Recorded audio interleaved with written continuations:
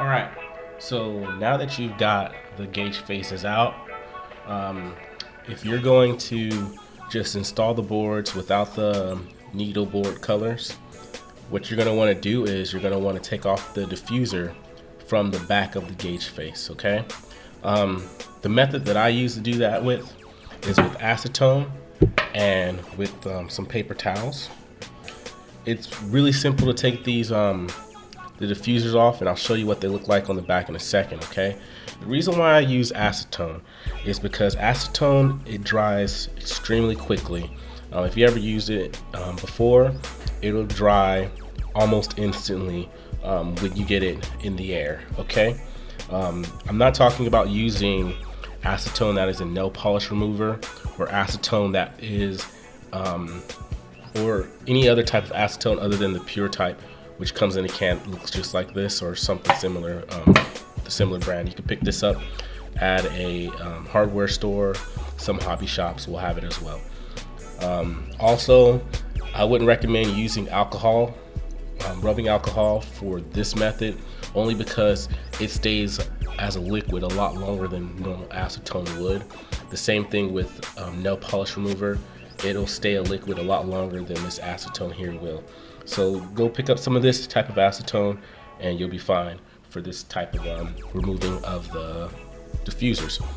Now if you turn your gauge face over, you'll see what that diffuser actually looks like. The diffuser is this these black dots that line the back of the board, okay? Those dots block the amount of light that can come out. So by taking off those dots, you're actually allowing more light to shine through the board normally, okay? You do not have to remove the needles for this method that I'm going to show you. It's very simple, and hopefully it's easy enough for everybody to kind of understand. The important part is not to get any type of acetone on the face of the board, okay? If you do get acetone on the face of this board, it will eat away the paint, okay? As you can see, the cluster, the face of the cluster kind of masks off part of the board. So it's okay if you do have an accident on the very edges of this board, but nothing on the inside of the face, okay? You don't have to remove this right now, but it's not a bad idea if you did. It's just going to give you more room to work with. So I'm going to go ahead and remove these 3 screws on the back of this board here. Screws are out. So what I'm going to do is I'm going to take a paper towel first and foremost, okay? And I'm going to fold it in half, and then I'm just going to place this on the table just like so, so that I don't scratch up the face or anything like that. Still want to protect the face. Now I'm going to take another paper towel, okay, and I'm just going to fold it into quarters. Okay, so just fold it up twice. If you want to use a decent type of paper towel, shop towels are really nice too. Either one of those will work, but I'm just going to use this type for now. Okay, and then I'm going to take my acetone, open it up real fast.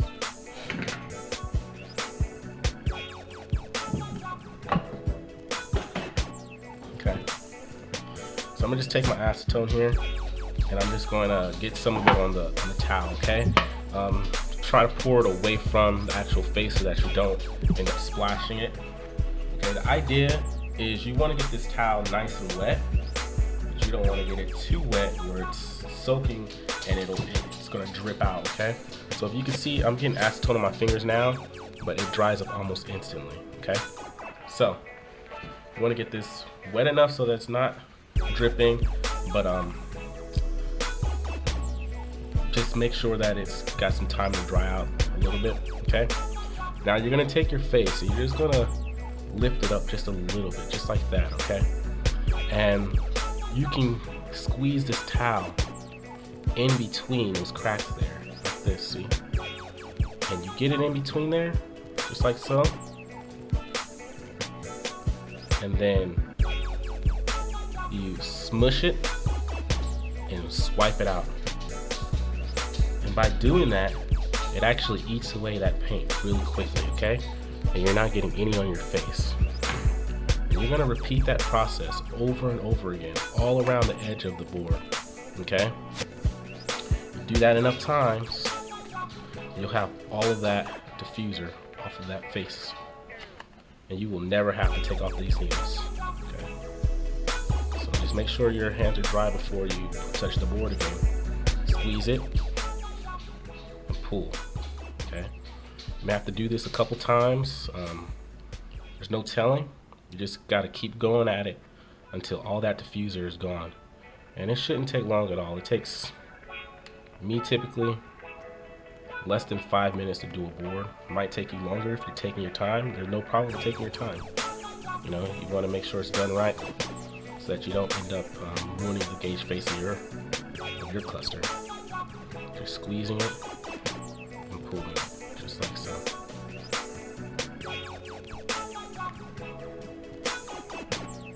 You start to notice that the paint is accumulating on the towel, okay? And that's a good thing because you want to get as much of that paint off as possible, but it also decreases the amount of paint that you can pull up. So what I like to do is I like to just, once I get it looking kind of grayish like that, like black, I like to just flip it upside down just like that, so that I can use as much of it as possible. I might wet it again, just enough so that I can get it damp again, get some more action going in there. Let it dry. Like I said, you don't want it so wet that it's dripping. Like if it's dripping, when you squeeze it, that's too much, but this ain't gonna drip because it dries really quickly. So there, I got some more. So now I'm just gonna keep separating the board between, like so. Putting it in between and just wiping it. And you can do the entire back like this. You can do this entire back of this gauge face, and you can literally take off all of this white.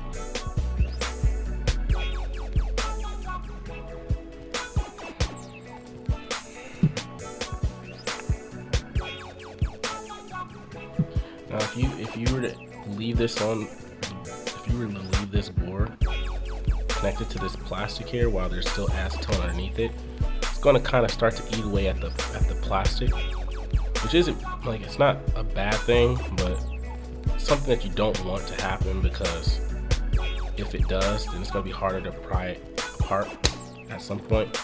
So just make sure that you're kind of letting it air out as you're doing this process, and you allowing that the plastic portion of that face to air out. It's going to let it dry so the two pieces of plastic don't stick together. This stuff is pretty strong, so got some stuck in there. Okay, so don't let it get too wet or too old that it just starts to fall apart. And just keep replacing it as you go, you know. You can use another side, another portion of the napkin, and just keep doing it like that, okay? Another way that I've seen it done is you can actually take a piece of it. If you got like some tools, you can pry these open a little bit, and then take a piece of that napkin with the acetone and kind of just swivel it around. One thing I don't really recommend is the use of like Q-tips. I know a lot of people like to use the Q-tips for this kind of thing. I don't like to use it for one reason, and that's because Q-tips will hold a lot of liquid in it. I don't know if you've ever stuck a Q-tip in some alcohol or stuck a Q-tip in perhaps some liquid of any type, but you pull that Q-tip out and it's dripping, it's soaking wet, and all that's going to end up doing is seeping out the sides, and that's what you want to prevent. By using this napkin method, you're kind of allowing that extra fluid to kind of go, and it's got some capillary refill action, so it's going to flow through that napkin before it starts to drip out the sides of the board, and that's really what you want, to eliminate the accidental exposure of anything. Okay, so you just want to be diligent with it, continue to get all the sides. So I'm gonna stop talking because I think you guys get the idea. But just watch me work, and I'll get this whole thing taken care of real soon here.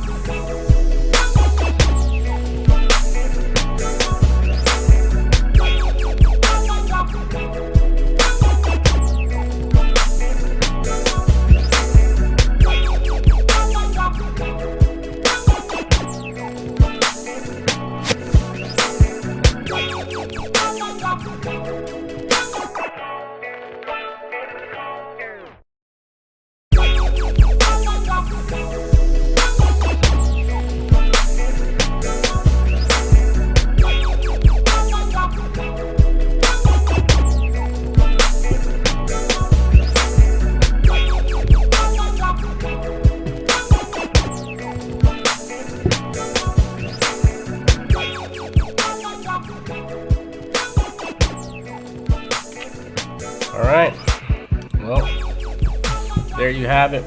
I just did this whole board just now, looking nice and clean. Pretty much all of the board is clean on the back. I leave some spots. I mean, it's not going to really make that much of a difference. You might see a little bit of lighter on this circle, on this zero. The beauty about this method is you can go and you can clean it up as much as you want. So you can do just do the black on there, get the dots off the diffusers, or you can go ahead and you can go crazy on it and get all of it off, get all that white off. I mean, it's possible to do either or. Something that might help you a little bit is you can't really see it on this camera, but under there's a piece of sticky tape. It's like a double-sided tape on there. It's from the factory. You can go ahead and get like a credit card or something and kind of squeeze it between there and separate that, and that'll let this board move freely, and it won't allow you to you won't be able to take the board off because there's a needle here, but you will be able to move it up further away from the plastic portion and separate it, and you can really get in there and get all of that white part off. Okay, like I said, I really like this method because of the fact that you don't have to take the needle off, and it doesn't mess with the calibration at all. You just clean this board up so the light can shine through, and yeah, everything's exactly how you want it. This board is ready to go, so now you can go ahead and do the other one. I would recommend doing all 4 boards on this cluster. They all have diffusers on them. You can do, or you can just do the 2 first, the 2 main ones, the RPM and the speedometer, and get those cleaned up and everything. And I mean, the board looks like it's never been touched.